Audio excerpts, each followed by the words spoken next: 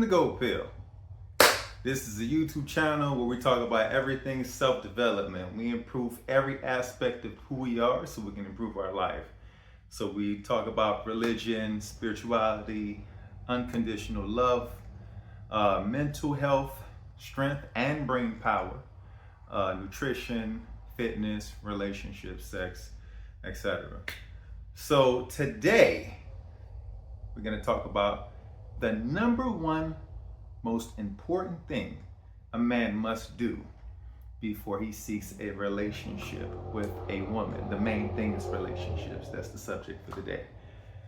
And guys, I'm gonna be a little harsh on you, but there is a secret sauce to a long-term relationship, to a successful relationship. There is a method to the madness. There is a way that you must better yourself before you seek the love of another person.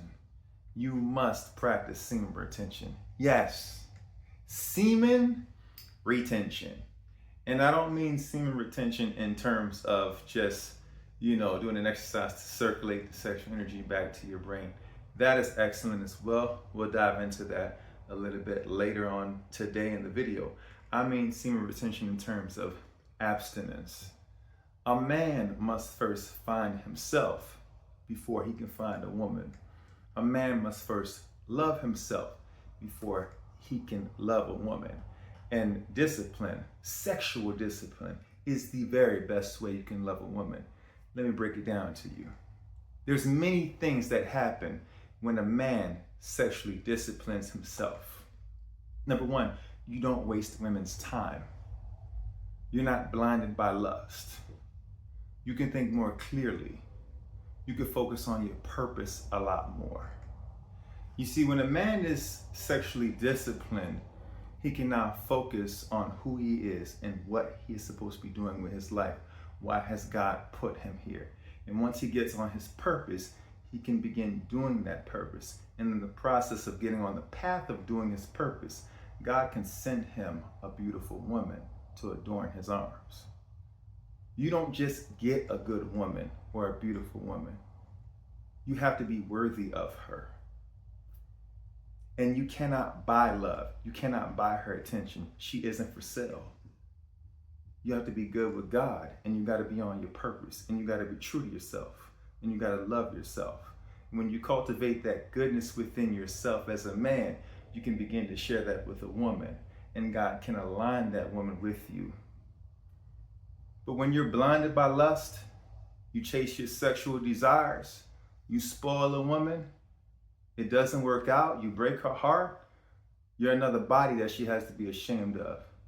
You're another man that she has to be angry at. You're another reason why she has more daddy issues and more anger at men. You just validated why men are no good.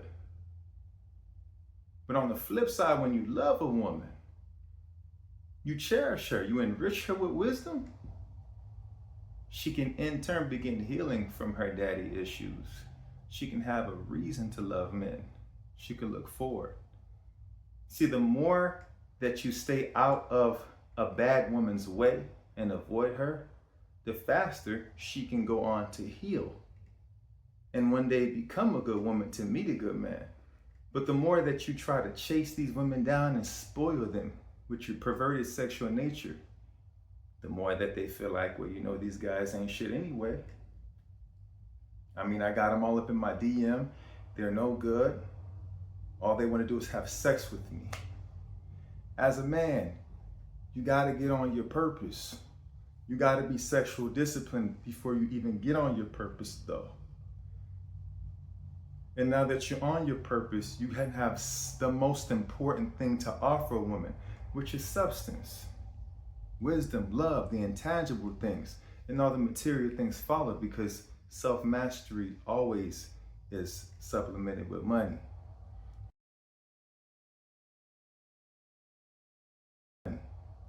Or you can attain self-mastery and then find a way to monetize it. But either way, you shouldn't be trying to share your poverty or your nothingness or your lust with a woman, because it then leads to a situation where you have these kids who are not being taken care of. You got these bitter baby mamas. You got this woman who you don't really want to be with.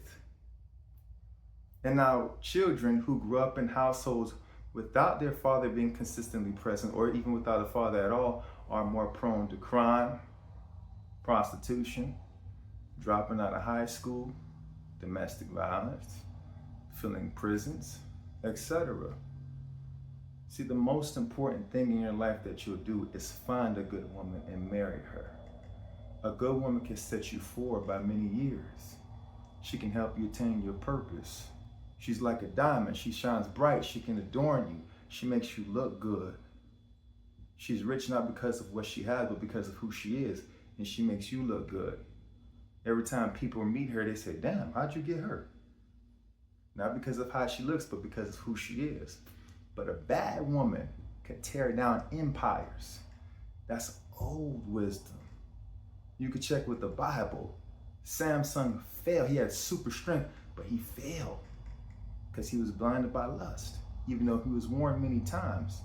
And like Samson and many others, like Mike Tyson and many other men who have to get torn down by child support or alimonies or baby mama drama or estranged children or things like that, a bad woman can only ruin you. It's always best to leave her alone, let her heal.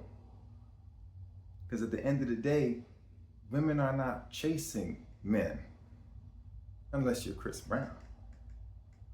That's besides the point. Women are not chasing men. Men are chasing women.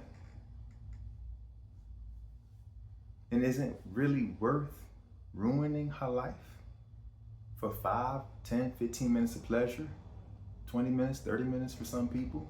Couple hours for some people? That's beside the point too. Is it really worth ruining her life? No. Sexual discipline is the beginning of a good relationship with a woman. You must practice semen retention. It isn't just the esoteric exercise where because the energy doesn't go out, it goes back up and enriches you and enriches your mind and triggers a level of enlightenment and love for the woman. But first it begins with sexual discipline. You have to first make a decision. It is a choice. You make a decision to retain your sexual energy because you don't want to hurt that woman. You want to waste her time. Just like a lot of guys complain, hey, what do you bring to the table? That's all we ask women nowadays. What do you bring to the table? And some women are silly enough to say, I am the table. Listen, I got a couple tables at the house. I don't need another table. I'll tell you that right now. But that's another subject for another time. That can actually be reversed to most men. Just like a woman says, I am the table, I got sex and beauty. A lot of you guys are just like that. All you want to offer is dick.